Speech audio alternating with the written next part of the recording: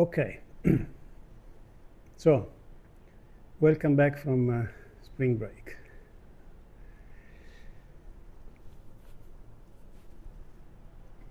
Oh, we're still talking about mixtures. We spoke about mixing and separation, and we are going to talk today about stratification. But I want to spend the first few minutes answering a question that I had from a colleague who is following the lectures online and asked me a nice question about how can we do separation at constant temperature and pressure. You remember that we did the entropy of mixing by mixing gases, and we obtained this formula for the entropy of mixing. Then we also spoke about the fact that we could have done the mixing in a better way in terms of thermodynamics. We could have done it reversibly and therefore extract the adiabatic availability of this situation, of this state with respect to this mixed state. We also spoke about computed the minimum work of complete separation of a mixture when in mutual equilibrium with the reservoir, which keeps it at the same T and P. And we found that the minimum work is equal to the difference in the Gibbs free energy of the separated final state from the initial mixture state. So this diagram shows graphically what the problem is. So we have a mixture, and we want to separate it. And if the mixture is and we want to separate it at fixed temperature and pressure, so that in the end it will remain in mutual equilibrium with the thermal reservoir, which is at this same temperature. Now, if the mixture is an ideal mixture of ideal gases, we have found that the initial state and the final state, they have the same temperature, and also they have the same energy. But of course, they don't have the same entropy. So the separated state, we call it B here, has lesser entropy than the mixed state. So in order to separate, we have to remove at constant energy this entropy to go from here to here. So removing entropy from a system requires another system that picks up that entropy, and that's why we need the reservoir. But the reservoir, which starts at this state here, cannot just pick up the entropy. In order to pick up some entropy, we need to give it also some energy. And so to pick up this amount of entropy, this is the amount TR times that entropy is the amount of energy that we must give to the reservoir. Of course, these are minimal amounts because we are considering the reversible process, which is the optimal. So the question is, how can we go? Can we do this? Okay, one possibility. It's on the next slide, so I'll switch back and forth between this and the next. Is to make a process like this. We take first the mixture and cool it down to this state C. Of course, we have to do it reversibly, so we will use a machinery to do that. And so in order to cool it down, we change the state. We need the machinery to consume some work, which is equal to the available energy of this state C, which is colder than the reservoir.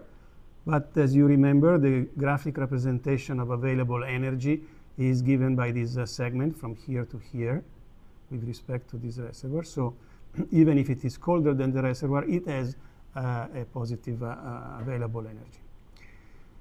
And finally, then we will do an adiabatic, a work only, so a weight process that takes us from here to here. And this is the sequence. So here is a machinery which cools down the mixture from the initial temperature to that temperature T, Tc. And in order to do that, the machinery needs to consume work, which is equal to the available energy of state C. And while doing that, it will transfer that an amount of heat to the thermal reservoir, which is equal to this work, because the mixture, no, sorry, take it back, which is going to be different, to be given by this much. So it's not equal to that work, sorry. And once we have the mixture prepared in that state, then we can perform our work-only process, like weight process, using semi-permeable membranes that will, for example, this membrane, which is permeable only to particles, to the black particles, is initially here. Then it's pulled down by the weight, so it compresses the gray particles to their, say, half of the volume. And then also this other membrane, which is permeable to the gray particles only, it's on this side here. And then the weight going down here, so consuming work, will push the black particles to their half, so it will do sort of a partial compression of those. In doing that, we go from here to here, so we spend the weight, the sum of the weights, the energies of the weights is the adiabatic availability of this state here. So this is a possibility to perform. Of course, it requires membranes, it requires reversible processes, so it's not very practical. No? Many times in practice, when you need to really separate things, you can also use chemistry, chemical engineering in solvents that would extract the substance you're interested in from your mixture. And then once it has been separated, then you have to recover your solvent so that it is not consuming the solvent, or which could be a physical solvent, or but could also be a chemical solvent. Maybe it's not a proper word, but to give the idea, something that would preferentially interact and react chemically with one of the components, and then you have to reverse that reaction in order to recover your solvent after you're separated. Okay, but even if you do it chemically, and if the final states are these ones, and your solvent is a dummy variable, so to speak, of the process, in the sense that it's a cyclic, it goes back to its initial state and remains therefore pure at the end, then this still represents the minimum work of separation. And so it is a reference also in order to compute the second law efficiency of that actual separation process. Okay. So let's go now to this problem of stratification.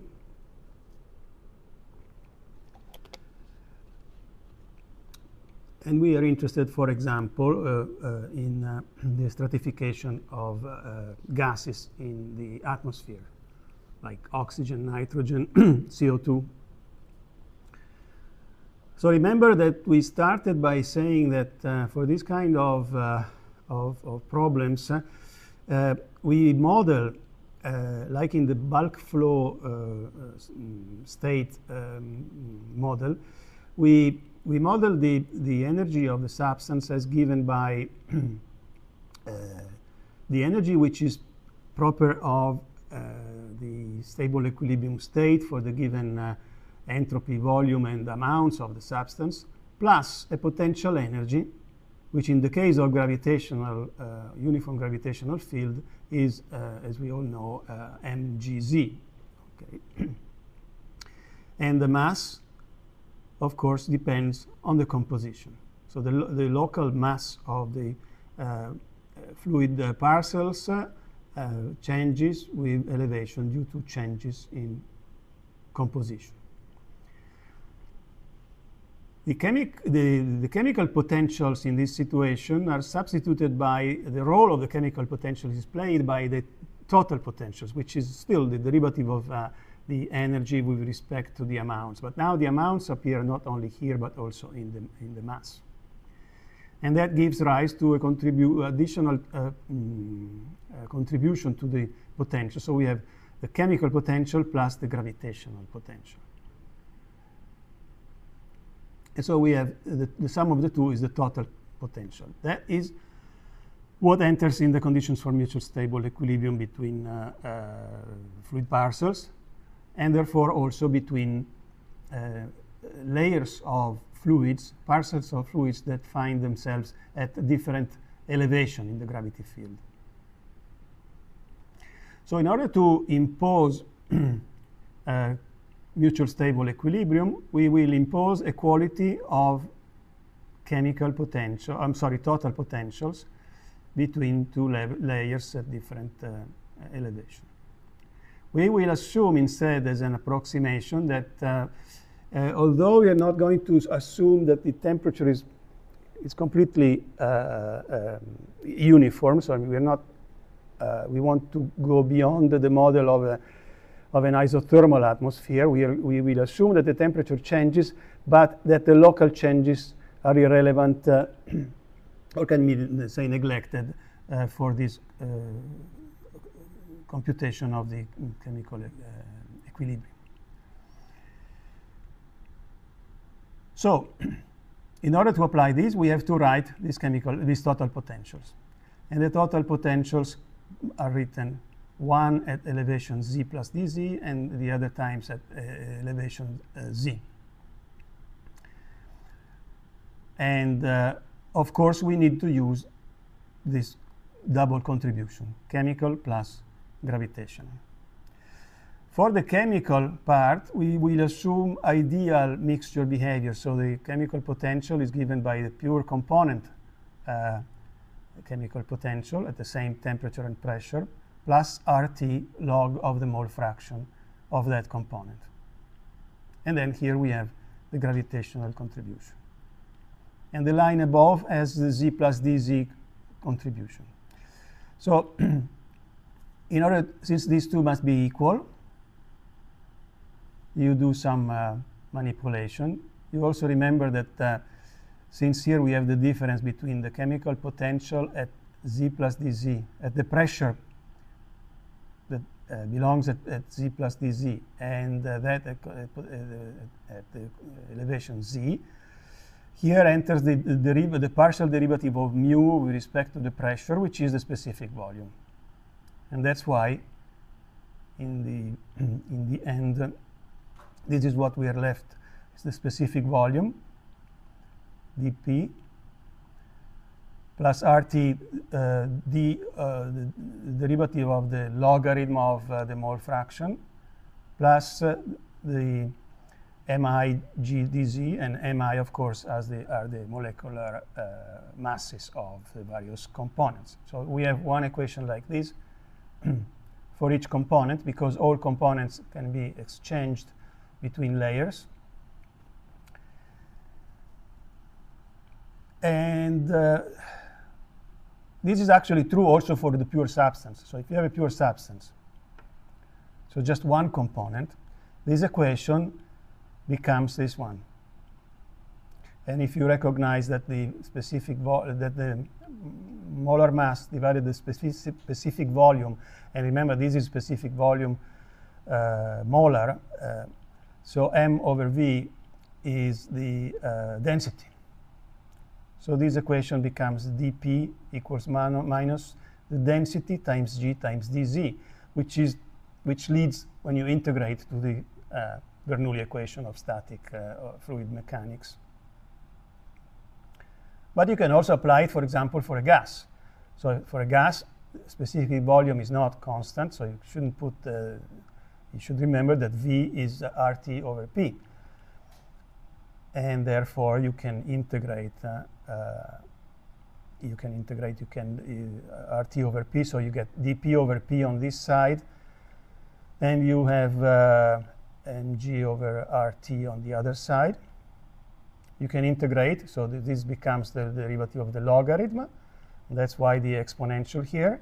And on the right-hand side, depending on whether your temperature is fixed or not, if it is not fixed, you have to integrate in dz the inverse of the temperature.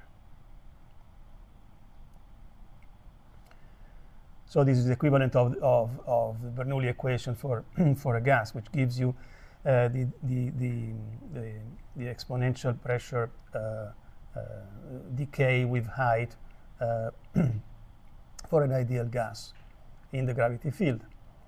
If you have a mixture instead, and the mixture is of gases, we can play the same. And here's a similar expression, but it is, you get one expression like this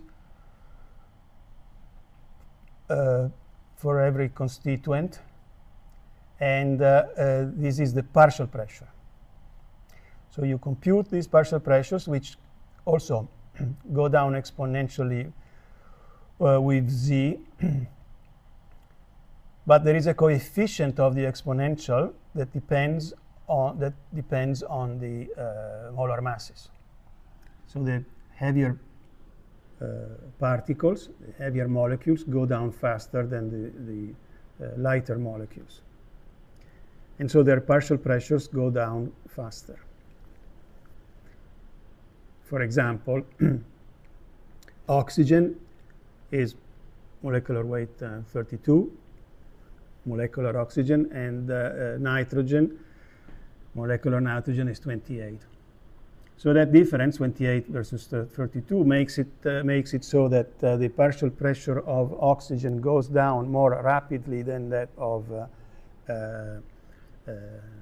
nitrogen with elevation, and therefore, as you go high, the percentage, the mole fraction of oxygen diminishes from the about 21% at sea level to lower levels at higher elevations. We'll see a graph in a moment.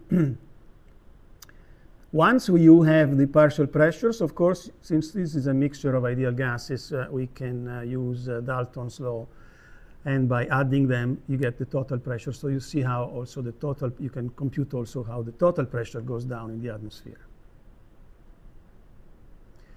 You can also, here we did it for a liquid, for a pure liquid. You can also do it for a mixture of liquids. It's the same, you start from the same equation, only that now for the liquid, the specific volume is constant. If you can apply the incompressible fluid model. And so this is the equation to be integrated.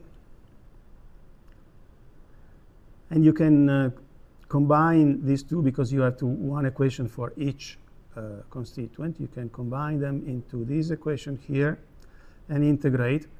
And here's the result of the integral. This is a mole fraction of constituent 1 at elevation z. Of course, the other constituent has a mole fraction 1 minus y1. This is the ratio of the specific volumes of the pure components. These are the difference in the densities in the pure components. This is the molecular weight of one component, and this again is z over the temperature, or if the temperature is varying, it's the contribution of the varying temperature.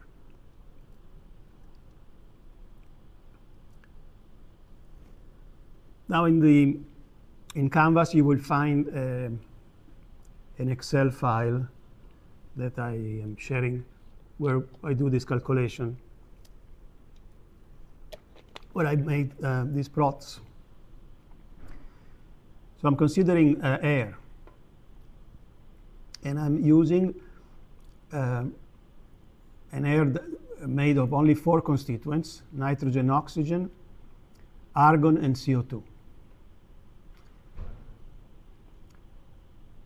And I assume that at the elevation of the Mauna Loa laboratory, which is at 3,400 meters,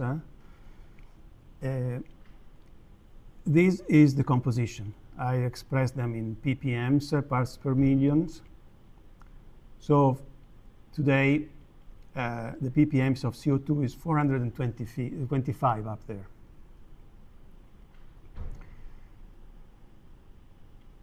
Okay, using, of course, the mole fractions are 32 and so on, 44 for CO2, and this is the expression that we use in order to compute the partial pressures. And this CZ is that integral, or actually it is a non-dimensionalized integral of the temperature. And for the temperature, I am assuming the actual measured temperature. There is something fishy here because it should be 1 minus AZ here. So there is something wrong in this denominator in the integral. But that's the temperature distribution that I am assuming, which is the average measured temperature that is found in the books of the handbooks of chemical physics. People have measured the average temperature in the atmosphere. It goes down about 6.5 degrees Kelvin per kilometer of elevation. People have also measured the pressure as a function of elevation, and this is the correlation. P naught is the sea level pressure, and Z is the elevation in kilometers. And we are not using this, we just use it as a check for our calculation. So this formula here is these triangles on the spot here, which, as you already see, match pretty well, almost exactly, our estimate based on this calculation here. So by substituting that, by doing this integral, which can be done, and then computing the function CZ and using the mole fraction, the molecular weights, you find the partial pressures. For example, 0.8, this is the partial pressure of nitrogen. 0 elevation is sea level. 3.4 is Mauna Loa. And this is the top of Mount Everest, 8,500 something meters. So you see the pressure, the partial pressure of nitrogen goes down. This is oxygen. It also goes down. And of course, the sum of the two, plus the sum also of the others. The others, argon and CO2, have such low partial pressures that in order to visualize them, I multiply them by 60 for a factor of 60 for argon and a factor of 1,000 for CO2. So this one is CO2.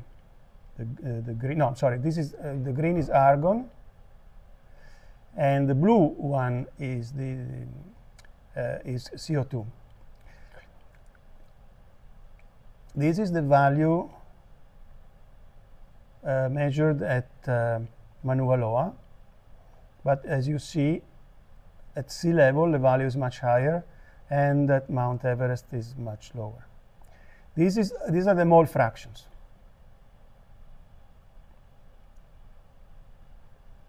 But before we go to the mole fractions, you sum up the partial pressures and you get the total pressure, which is this other curve.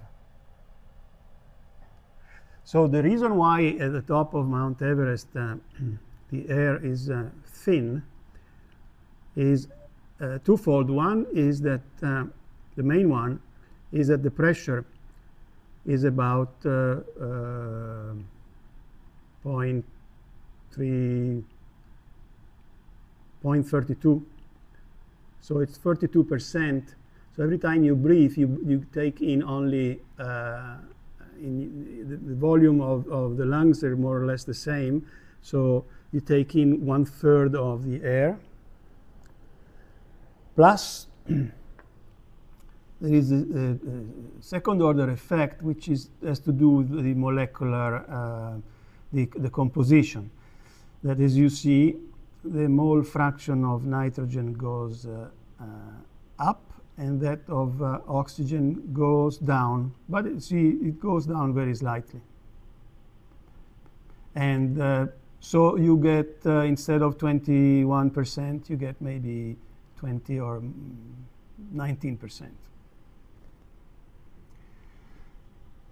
The effect is more important for CO2. The mole fraction changes quite a bit with elevation. So if you measure 425 ppms at Mauna Loa, at sea level, it's over 500. Okay. Now, this is just the beginning, of course, of things that you can calculate along these lines. And so I wanted to point to you this website, which is called Climate for You, which contains a lot of measurements, historical measurements of CO2 temperatures, all sorts of comparisons. So I'm not going to details of these plots, only to show you that I'm sure you've seen this many times. This is the CO2 going up along the years. This is from 1955 to the last month. This is what, January? And this is the various ways to measure the average temperature. Many labs, many universities have their own ways of averaging over 6 months, one month, 1 year, and so on. So you get smoothed lines or peaks. In any way, this gives the idea that the temperature is indeed going up. And of course,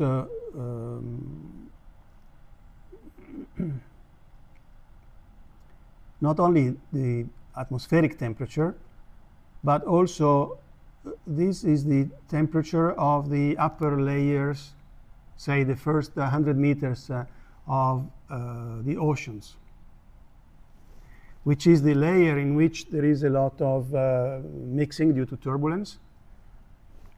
So it's an average layer where of course, the reason I'm bringing this up is that between that layer and the atmosphere, there is a tendency to reach mutual equilibrium for the various gases, including CO2, because CO2 gets dissolved in water, and then also CO2, being a higher molecular weight molecule, has the tendency to go down. So once it reaches the modeling of the first layers are sort of complicated by the chemistry, because CO2 gets ionized, solvated into bicarbonates and then carbonates, and so you also need a chemical equilibrium, which is something that we have not done yet. But eventually, when you go at about 450 meters of depth, CO2 becomes liquid also, so you get a liquid-liquid mixture, and from that point on, that stratification formula that we derived for liquids could be applied in order to see how the CO2 concentrates in the bottom layers of the oceans, where in fact there are literally lakes of supercritical CO2, and it's actually a major place where a lot of the carbon in the planet is stored. These other plots compare these CO2 oscillations with temperature of the oceans and of the atmosphere. They also tend to show a sort of a delay from the peaks in the temperatures of the ocean and atmosphere and the peaks in the CO2. So many people are speculating about the origin of these because, as you know, we, of course, by burning fossil fuels, we produce CO2 that goes into the atmosphere, and a good part of that, maybe half or almost, let's say 40% of it, goes into the ocean through this equilibrium. But of course, we are concerned about the amount that stays because it's a greenhouse gas. Actually, just to mention that just the other day there was an article on MIT Tech Talk about people concerned about this new or little mentioned gas, which is 24,000 times more powerful than CO2 in terms of greenhouse gases, which is, I think, some sulfur as a fluoride. Okay. Now that molecule, though, I tried to read quickly through that article. I couldn't find. They mention how much it's produced by the various countries, but it doesn't mention the concentrations, how many ppms we have in the atmosphere. They also say that it is very stable in the atmosphere. I'm sure they have the reasons to say that. On the other hand, a heavy molecule by gravity tends to go down. So I haven't found yet, I don't think these people of the Climate for You website have already collected data about that particular molecule, but I'm sure that soon they will, because they are very keen at keeping updated with all the various news. And also, this graph or the reports the solar activity as measured by the sunspots, solar spots, and there is a cyclic activity, and this activity is related to some effects on the cosmic rays and the formation of clouds. So this also a lot of people who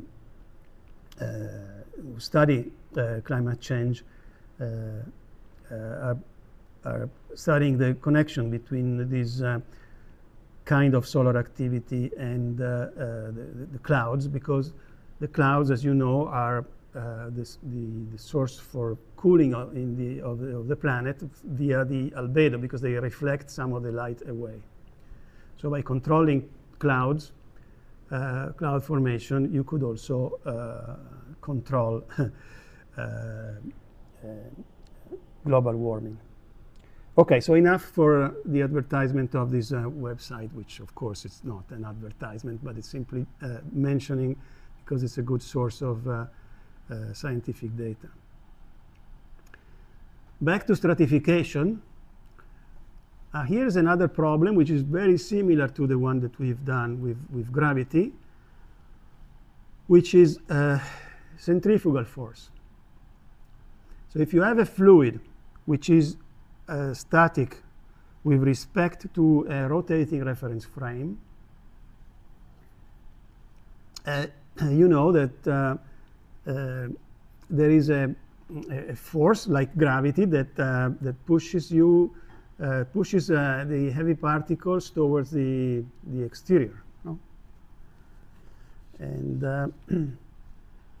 well, it turns out that you can model this kind of it's not really a force, it is a fictitious an apparent force. So apparent forces can be represented by a negative potential energy. So if we assume an energy like this, and instead of mgz we use the mass times the angular velocity times the r squared, this is the negative potential energy. We get a total potential which has this negative contribution.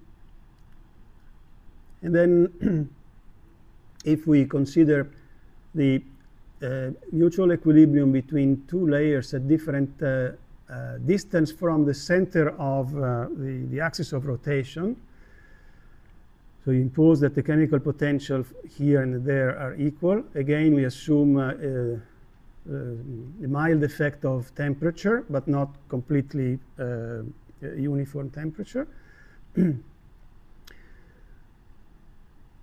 Okay, so we do,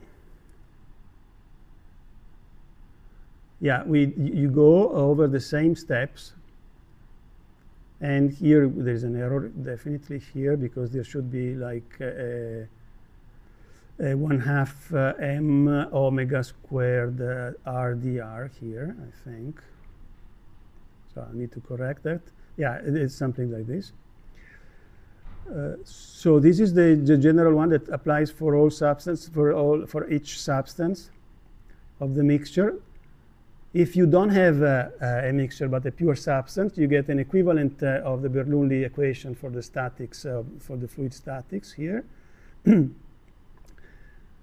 So here the pressure goes again exponentially. As you go down the centrifugal force, there is no minus sign here, so the pressure goes up. It's opposite than the gravity field for a gas and for a liquid. It goes up exponentially for the gas and parabolically for a liquid. And then again, you can apply the same formula to find the partial pressures in gas mixtures or the mole fractions in liquid mixtures. I skip the details because they are exactly parallel and with the case of gravity. I mention this because it is in energy in the energy business. Centrifuges are important because they are used, for example, to enrich the uranium from the natural concentration in the isotope 233, which is the fissile nucleus, which is 0.71%. You need to take it up to 3 or 3.5%, depending on the reactors. And in order to do that, you make this react with an hexafluoride. And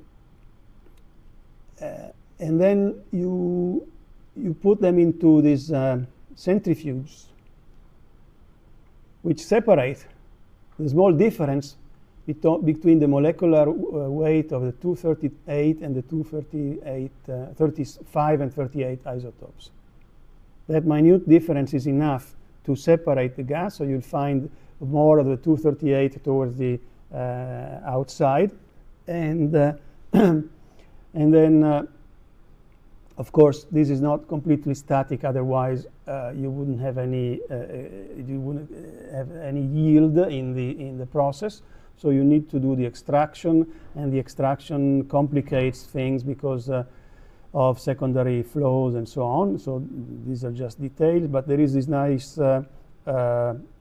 article in Scientific American, if you're interested, that does all that very well explained.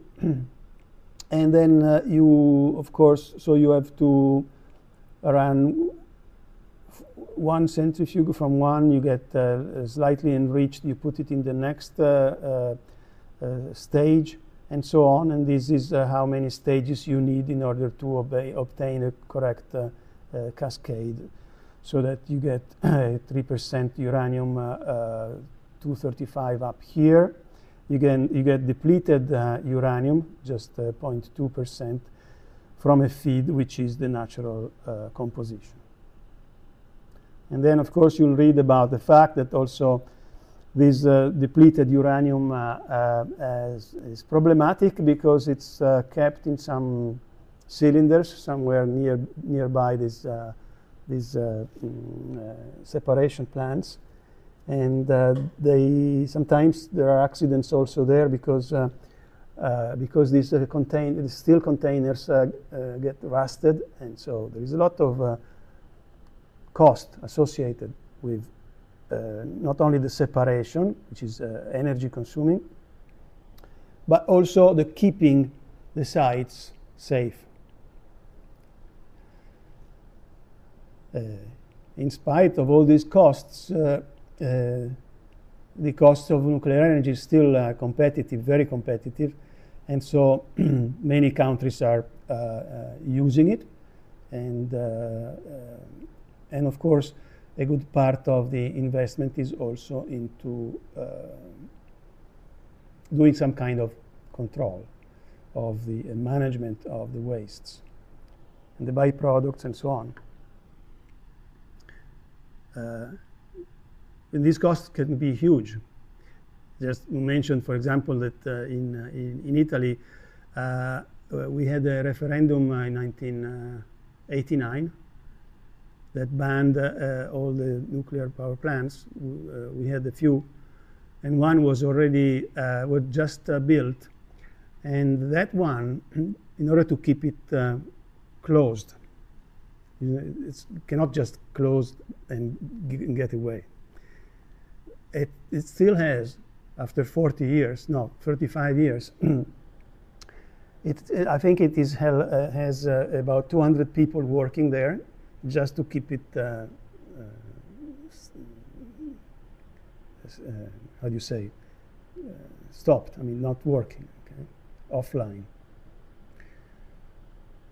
Okay. Yeah, there is another very similar problem that can then be done with exactly the same logic that we've done for gravity and centrifugal field. Now this is for an electric field. So, and this is also gives us the a chance to introduce the electrochemical potential. The electrochemical potential is one in which you have that your fluid parcels also contain charged particles. So if we denote the charge by Q, okay, the Q, the charge is given by how many particles of you have times the charge per particle. So Z is in terms of the charge of the electron. So for example, sodium plus is an ion that has Z equal to +1 because it has the charge of an electron, but of the opposite sign. So it's a +1. An electron has a charge -1. Z is -1 for the electron. And F, this F is called the Faraday constant, and it is the charge of a mole of electrons. So each electron has a charge which is given by this. I reported all these digits because a couple of years ago it has been decided by the International System of Units, I think by somebody, that these are the digits to be used. So there is no dots, dots, dots as there used to be. So, and also for the Avogadro's number, that's the number you should use. And this is also for a Boltzmann constant.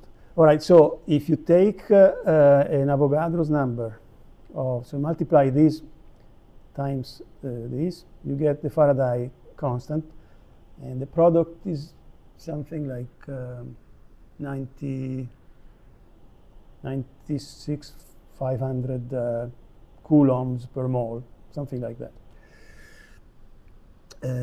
Okay. Whereas, of course, you know that, remember that if you multiply Avogadro's number times Boltzmann constant, you get the gas constant.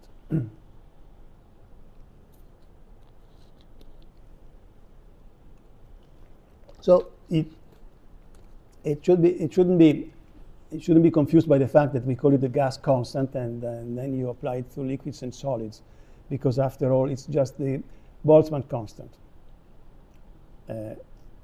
It also happens to play an important role in gases, but not only in gases. So, so calling it the gas constant is a bit misleading and perhaps confusing. Anyway, so this is the charge of a mixture with these many constituents, and each one of them having a certain partial charge. Okay, and the energy that you have to add to the energy proper of the stable equilibrium state of the non-charged components is equal to the charge times the value of the electrostatic field. So phi is the field. And as you remember from your physics, once you have a field, conservative fields, you take the gradient and minus the gradient of the field.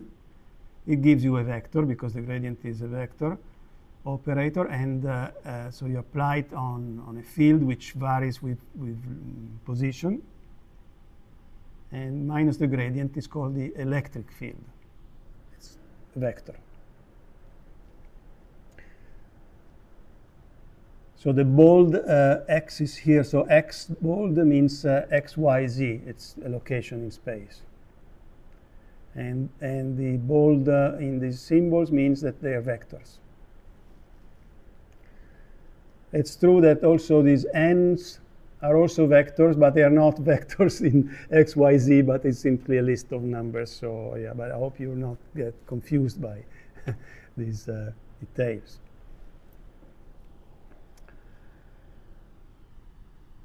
Okay, so when you compute conditions for mutual equilibrium, as usual, we have this derivative of energy with respect to the amounts. But also here, the amounts now are not only in this stable equilibrium state, non-charged part of the energy of your fluid parcels, but it's also on this side, and the charge depends on the n's. So that's when you do the partial derivative with respect to n, you pick up from here as z and f, which is then multiplied by the value of the electrostatic field. And so this is the electrostatic contribution, and this is the chemical contribution.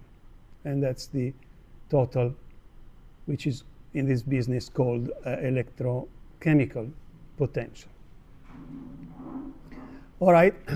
So the analog of the problem that we've considered is that now you have an electric field.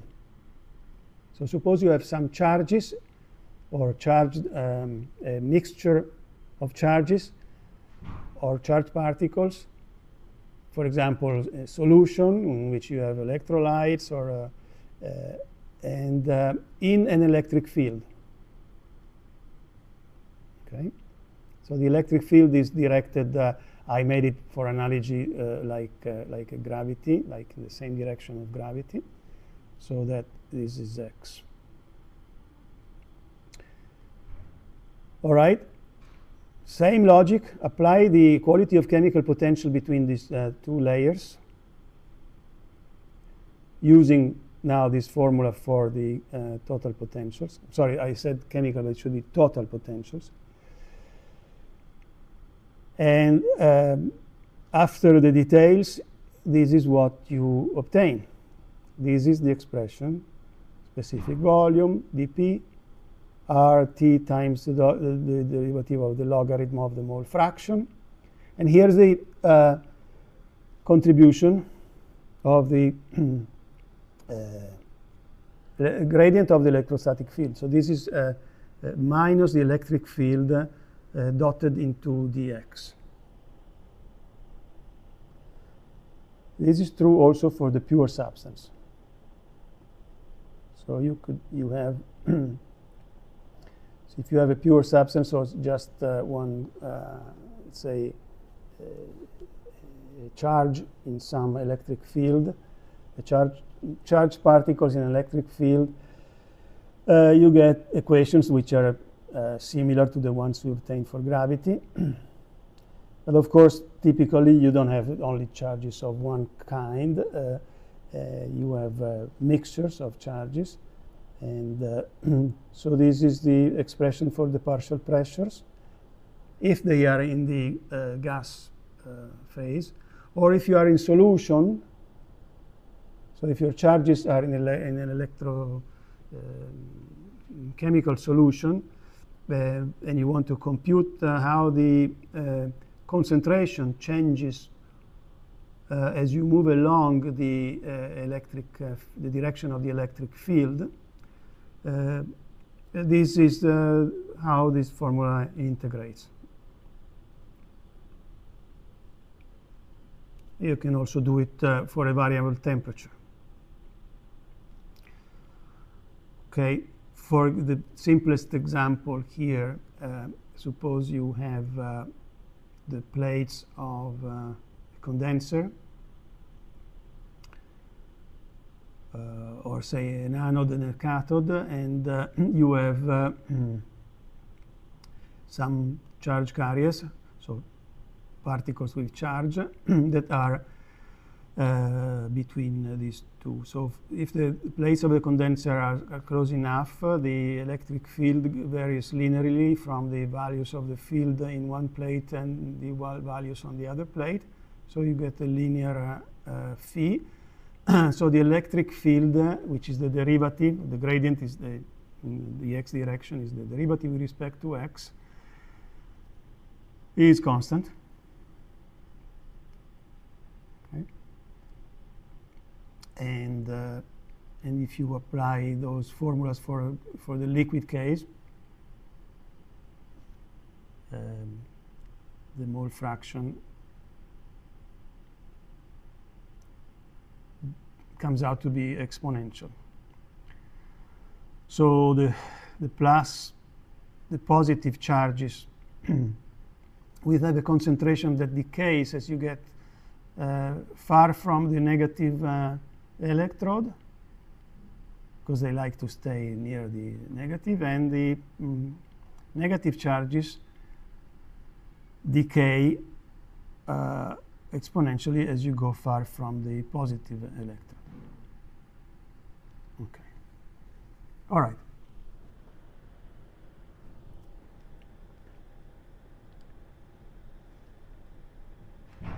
So now we can move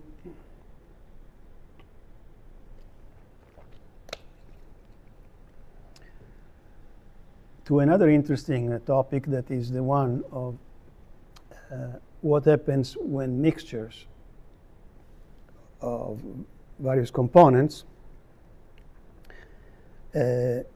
boil or condense or freeze. So we're first going to do something with ideal models, and then we'll say something about non-ideal models.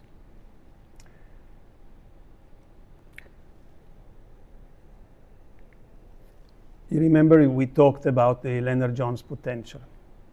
I'm not spending much time on this again. This can be, through molecular dynamics or Monte Carlo numerical simulations, a way to model substances. In fact, you can model a pure substance with just those parameters. There are, I think, if not thousands of, maybe hundreds of articles that have played this game in recent years because of the advances in molecular dynamics. So people have developed this pseudo substance that is called the Lennardjonesium. Okay, so it's the Lennard-Jones pure substance, where you play with non-dimensionalized properties. For example, this is the non-dimensionalized density. It's number density, so particles per unit volume. This is the non-dimensionalized temperature.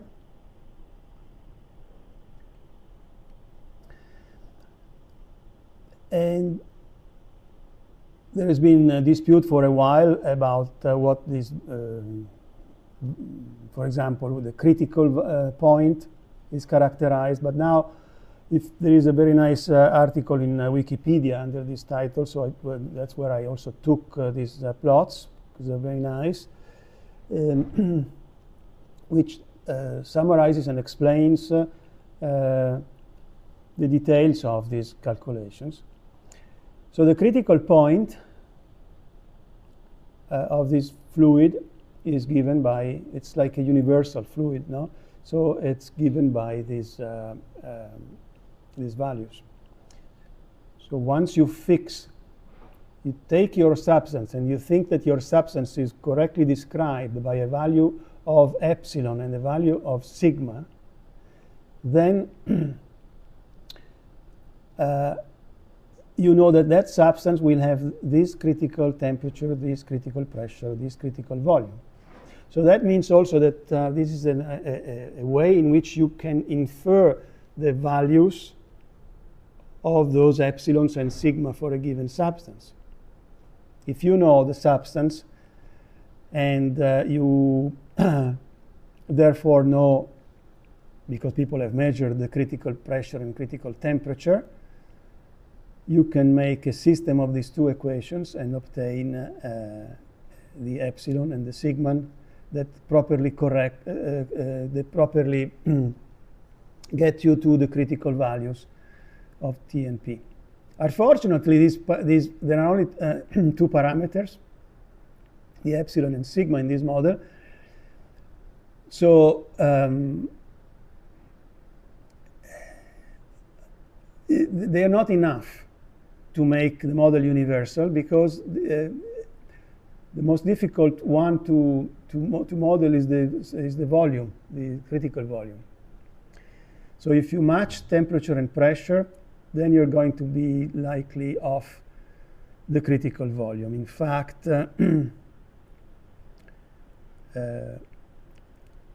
for example, if you compute PV over RT, like the ratio, the ideal gas ratio,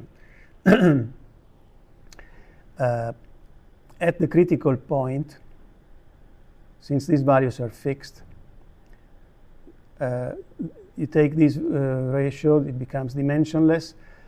This is called the compressibility factor, typically denoted by Z. For the Lennardjosium, this is the number.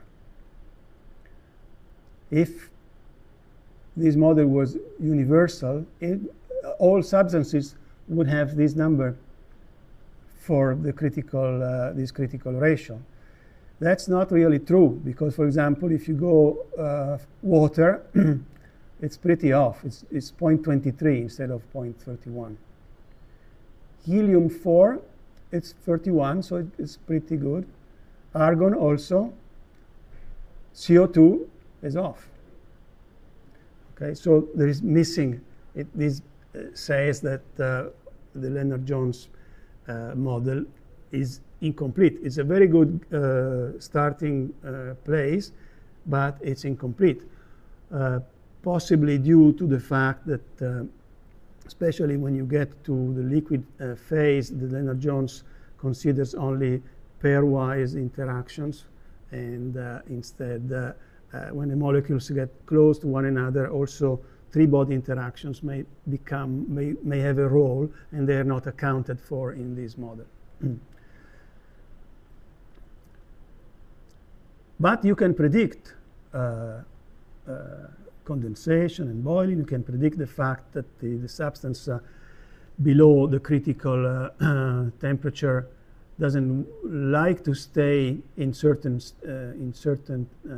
regions, so it prefers to separate into a liquid and a vapor phase. And also it predicts pretty well the surface tension. So you can measure the surface tension. For example, here, as if it shows it as a function of temperature. This is the interfacial energy of the molecules that live in between the liquid and the vapor on the other side. So they are in order to stay there, which is a more uncomfortable location to be, they have more energy. So this is surface energy can be interpreted as the extra energy that the molecule needs to stay in on the interface, and which therefore okay. Also, the triple point. The triple point can be computed, and you can compute the volumes at the triple point. You get the solid, the liquid, and the vapor coexisting. So you can compute at what is the specific volume that they have. This is the volume of the solid. You can compare the volume of the solid, because these are, after all, it's a model of some kind of soft spheres. And you want to compare how they fill the volume. You know, if you take spheres and you try to pack them in a given volume, you're not going to fill the entire volume, because, of course, there is the void between one and the other. So you can do perfect packing, and the perfect packing has let's see, where is that? I didn't write it here. Yeah, here. The volume of a completely packed spheres is this one. Is 1 over the square root of 2 times the volume of the particles.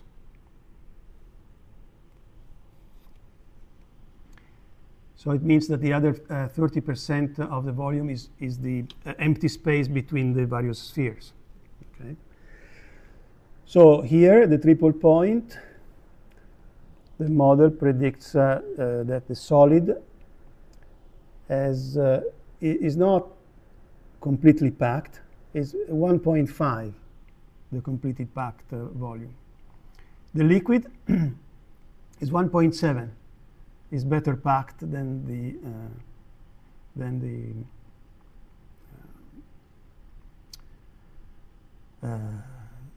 the solid. And of course, in the vapor is has a much higher volume per particle, 800. Okay, here, if you compute the compressibility factor for the vapor at the triple point, you find that it is approximately 1, very close to 1. That means that already there, the vapor behaves pretty much as an ideal gas, because you see PV equals RT. Okay.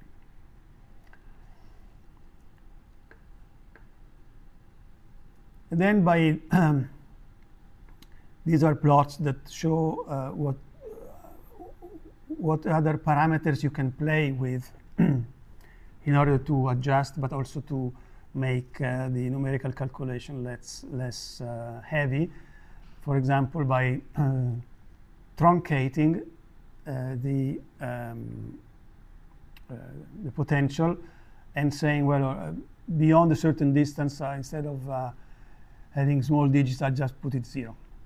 Okay, that makes that induces some errors, and this kind of error, or maybe errors, but may also be considered as an additional tool with which you can gain that extra parameters to play so as to fit also the volume. Okay. All right. So this is one. This is the numerical world. In the old times, the physics couldn't enjoy these numerical possibilities, and so there was a lot of physical thinking. And van der Waals, in his PhD thesis, for which he got the Nobel Prize in 1910, developed this simple model with, again, 2 parameters. Only 2 parameters, like Lennard-Jones. B is the co-volume, so it's related to sigma, say.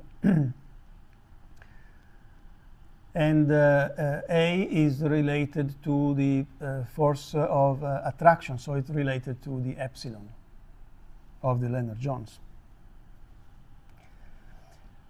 And this is 2 ways of writing the van der Waals equation of state, which is an improvement with respect to the ideal gas law. If you set A equals 0 and B equals 0, you get PV equals RT.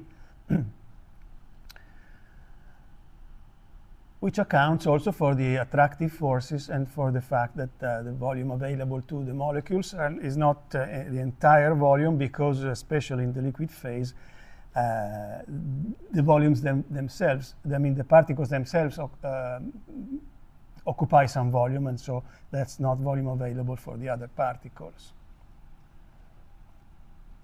So that's the physical intuition behind this. Once you have an expression like this, which is an equation of state, so we have a function of volume between volume, pressure, and temperature.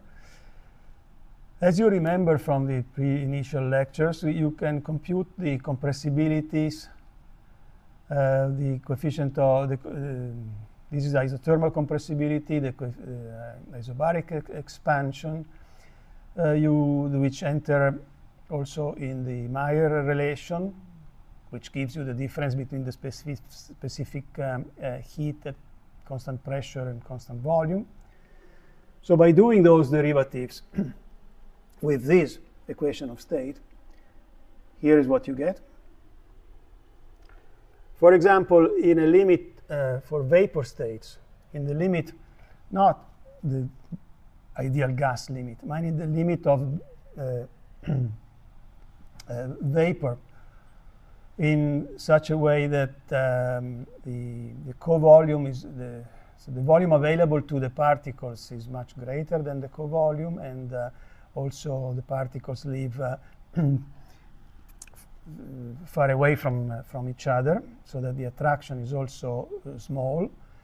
Then these approximate, you get an ideal equation of state. You get Cp minus Cv equals R, so that's the Mayer relation for ideal gases. You don't get exactly 0 for these things, so you get corrections, which are useful to represent non-ideal gas behavior. For example, this is the Joule-Thomson coefficient, which is the derivative of temperature with respect to pressure at constant enthalpy, which is useful when you expand a gas in a throttle to compute whether it is going to heat up or cool down.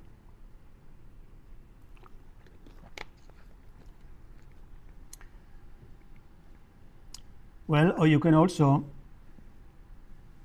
compute the critical point,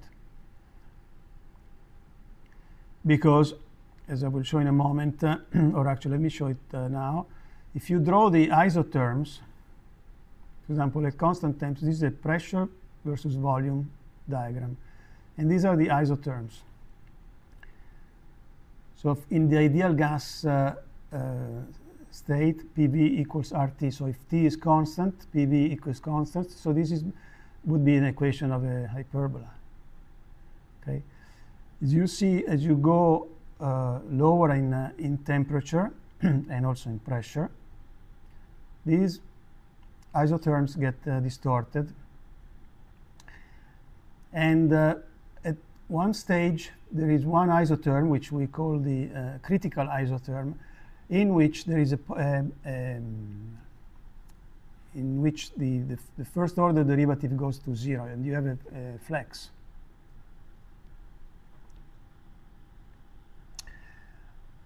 But you can apply the model also below that.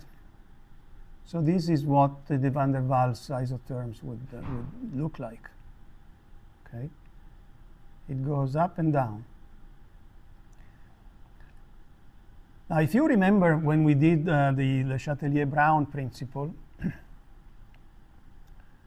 we found that the compressibility, one of the stability conditions were that this compressibility is greater than 0, and therefore the derivative, the first derivative along an isotherm, so at constant t, the derivative of p with respect to v, which is the slope of these curves, should be negative.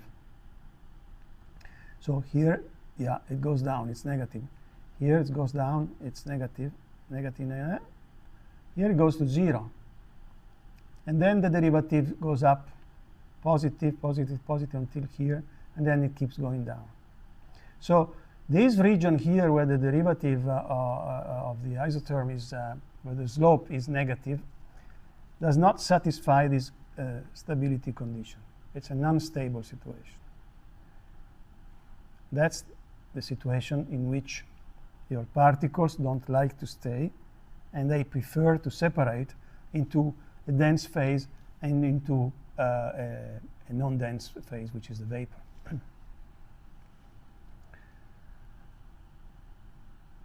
Now, going back to the previous slide, using the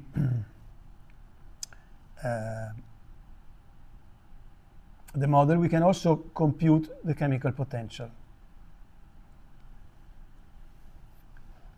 Chemical potential is important because, for example, when we have a mutual equilibrium between phases, we need the quality of chemical potential. So even for the pure substance, if you have the liquid and the vapor in mutual equilibrium, they have to have the chemical potential, equality of chemical potential, not only temperature, pressure. So you can compute the chemical potential with the van der Waals model by integrating the usual derivative that we use often, the derivative of mu with respect to P is equal to the specific volume. So mu is equal to, you integrate over pressure, so you have an integration constant which depends on temperature only, and then an integral from of V in dP. Then you can do this integral by parts, so this could be also PV minus integral of P in dV. And since P is given here by the van der Waals equation, you can do that integral. And the result is that the chemical potential is a constant of integration times a function of T and V, this function of T and V.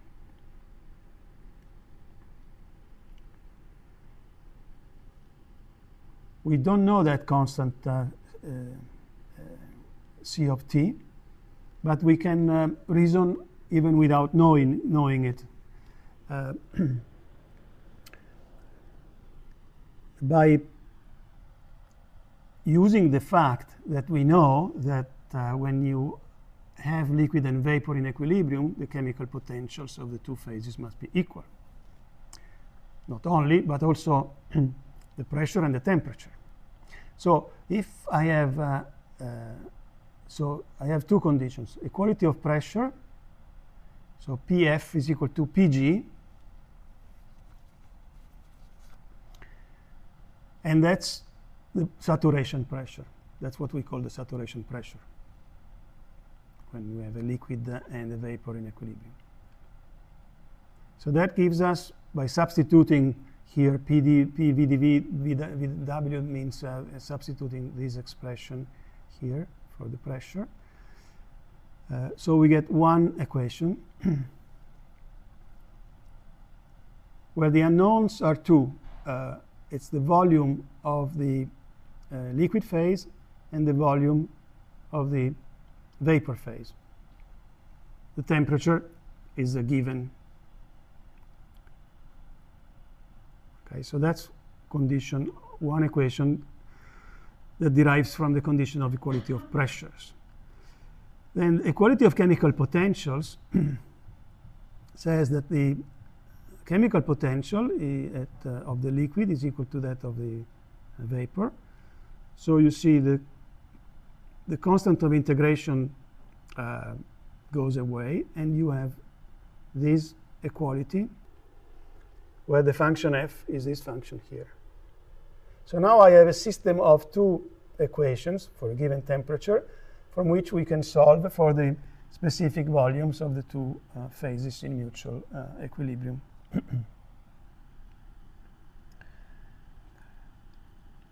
And so once I have computed that volume, either Vg or Vf, I can compute this function f, and I can express the chemical potential, or actually the difference between the chemical potential and the chemical potential at saturation, as f minus, so in other words, I'm using the chemical potential at saturation to express this integration constant C. So this is what is done on this other graph. We plot mu minus mu sat. So essentially that it is that function f at TV minus f at tvg. Okay, it is a function of temperature and volume and so on. So for an isotherm, here's how they look. if I am above the critical point, it's a continuous monotone function. But when we get to the critical point, we get to the beginning of something that is kind of a discontinuity. Let's look at it far away from the critical point. So let's look at it for this isotherm, this one. Okay. So the chemical potential goes like that. It gets to this point where it crosses the chemical potential for the vapor. So it's the one computed from the other side. At this point here, the two chemical potentials are equal, the pressures are equal, the temperature are equal, so that is the stable equilibrium state. And it corresponds to having vapor in these conditions with this specific volume and liquid in that condition. That's the saturated liquid. Okay? That's how the mixture likes to separate. This is the stable situation. However, you see that these van der Waals curves continue down without violating the stability condition. The derivative, this derivative here is still negative. So these are still somewhat stable. They are not fully stable, but they are somewhat stable. They are metastable. And also on this other side, here the derivative is negative, and it corresponds to this branch of the chemical potentials that goes up there. Then you get a switch in which the derivatives of the pressure, the stability condition gets violated, and it corresponds to this. This is what happens to the chemical potentials. So, for example, if I wanted to, if I plot that thing a bit enlarged here,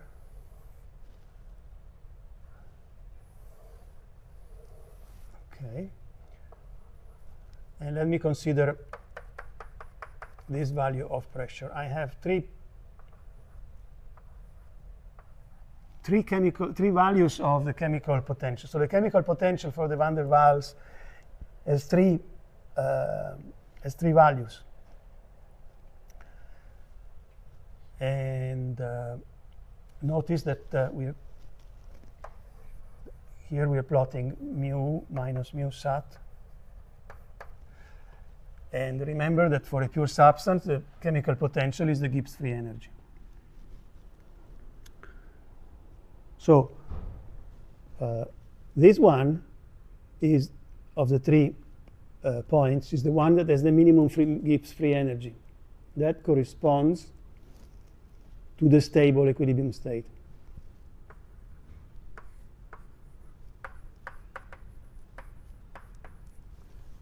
And the stability condition is met by, first of all, having that the derivative of the P dV constant T is negative.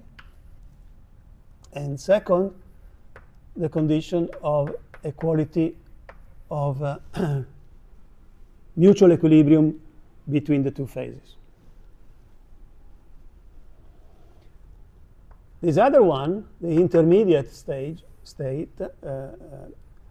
a metastable.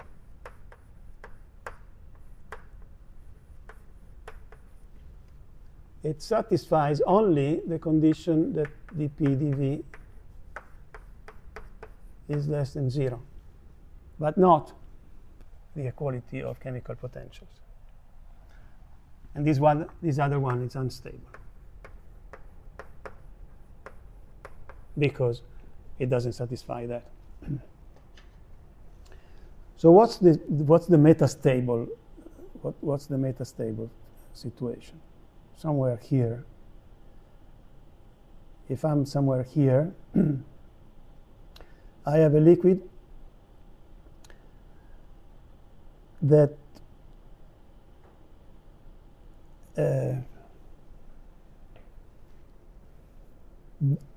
doesn't realize yet that it would be more stable by evaporating.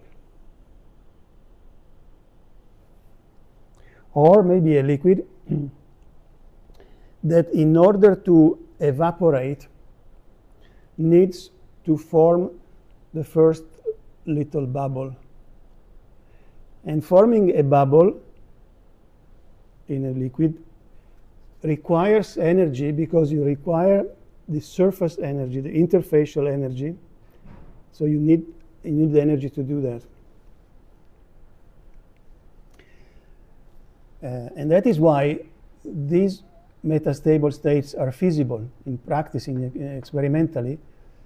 If you manage to, for example, here, you have a liquid which is in stable conditions at a given temperature, and then you lower the pressure, so you decrease the pressure suddenly, then your liquid finds itself at a lower pressure, the same temperature down here.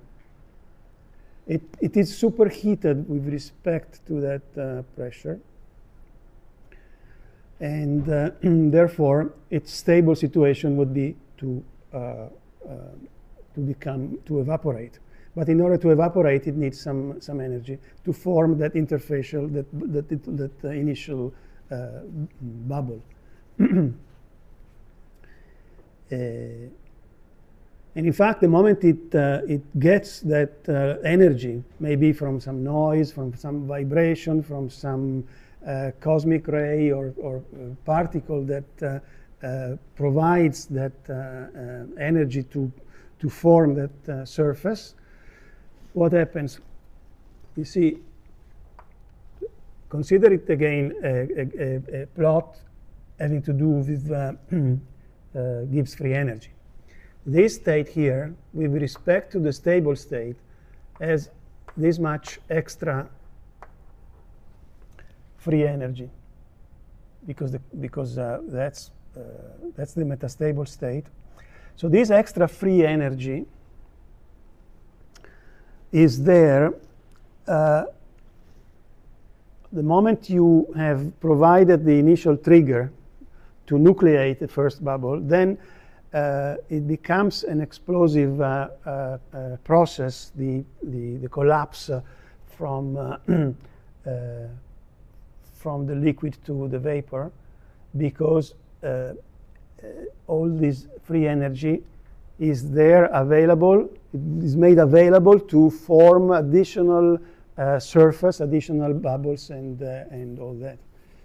So you only need to tell the liquid that it is in that metastable state, and it will start and burst into.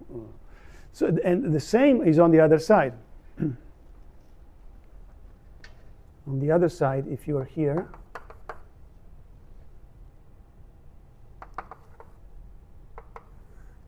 okay. So this, because this was a liquid.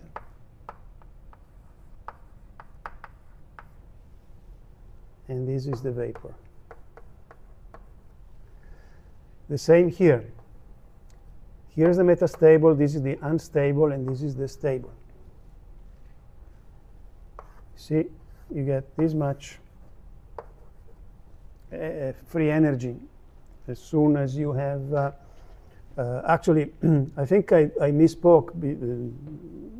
You have to turn around all what I said, because when I'm here, this was the vapor. This is the vapor up to here. So this is the metastable vapor. And what I said before had to do with the liquid. So the liquid is here. So this is the metastable liquid. Let me write it down. Metastable vapor. And this is instead metastable liquid. Also here, so this is the unstable. Also here you get, so for the vapor, you get again the, now for the vapor, of course, the energy is not needed to form the first bubble, but the first drop. And as soon as you form the first one, and the system realizes that there is a more stable state, it will use all the free energy to redistribute fast that free energy in order to form the the surface that is needed to form those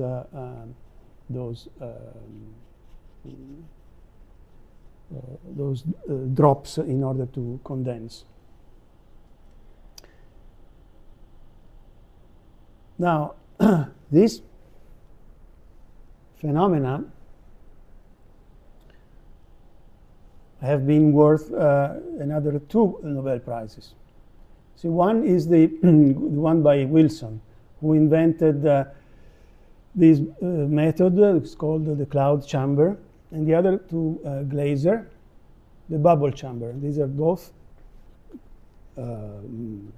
ways to detect elementary particles. These were the initial ways in which you could, I think also somehow similar ideas are used today in more modern detectors. But see, what happens is that you, in the cloud chamber,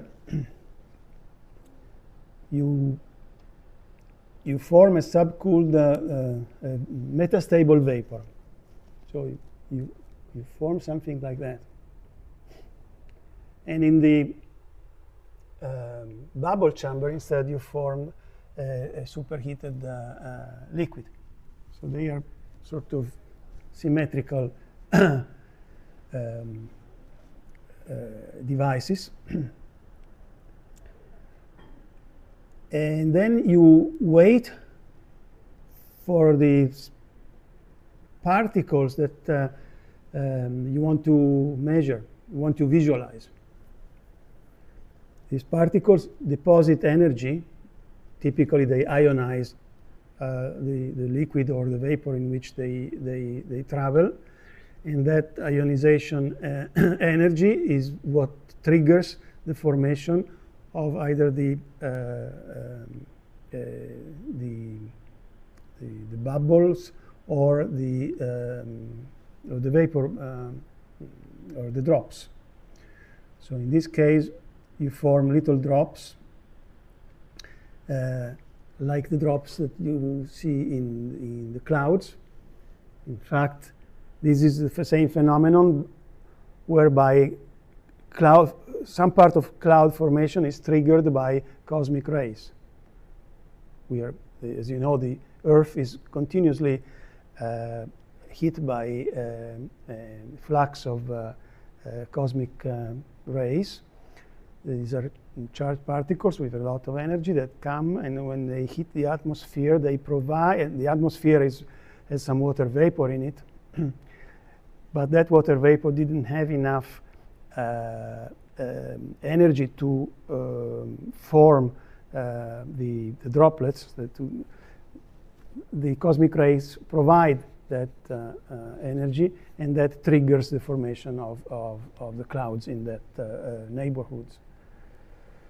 And here it is the same. Then after, of course, this then you have to put the light in a particular way so that you visualize these traces, these trains of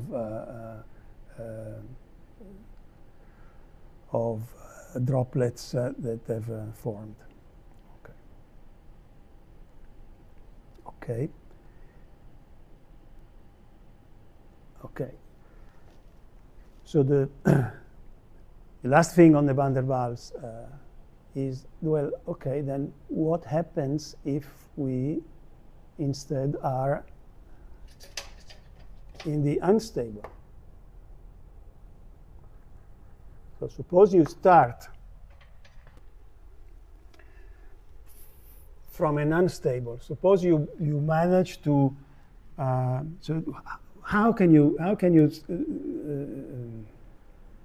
do this? Prepare a sample in a state which is unstable.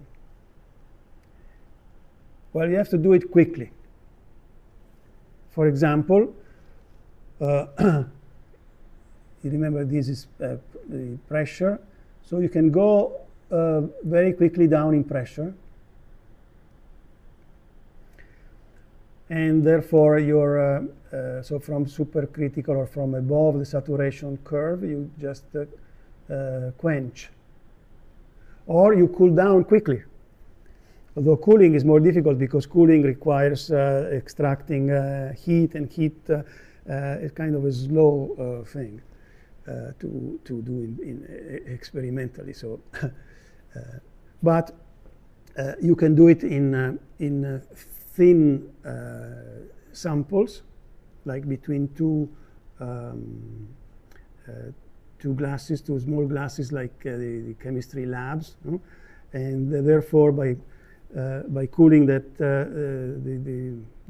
by cooling that somehow it cools immediately the entire surface of the fluid. It doesn't require too much time because it's a thin layer of fluid.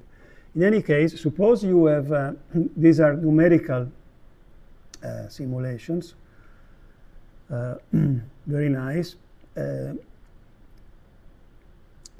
there are three cases. One is the middle one is when you drop into this region here, the unstable region, with the critical specific volume. So this is the critical point. You cross the critical point, and then you have a certain development of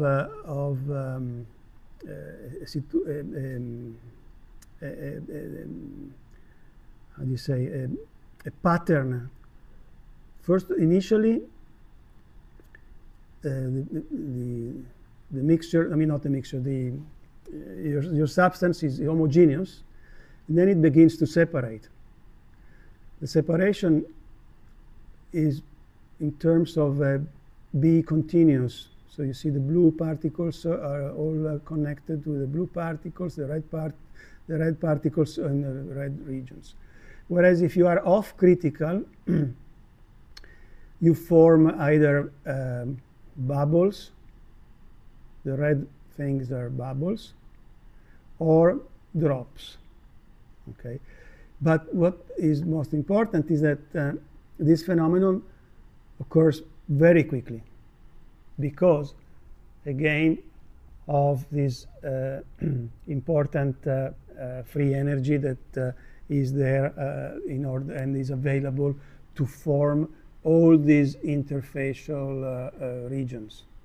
Initially small, and then after a while,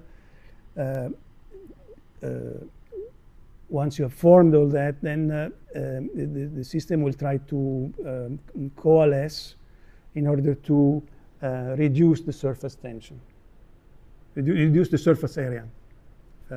And so the two bubbles will form a bigger bubble so that the surface area goes down, and that is a way to go down in free energy.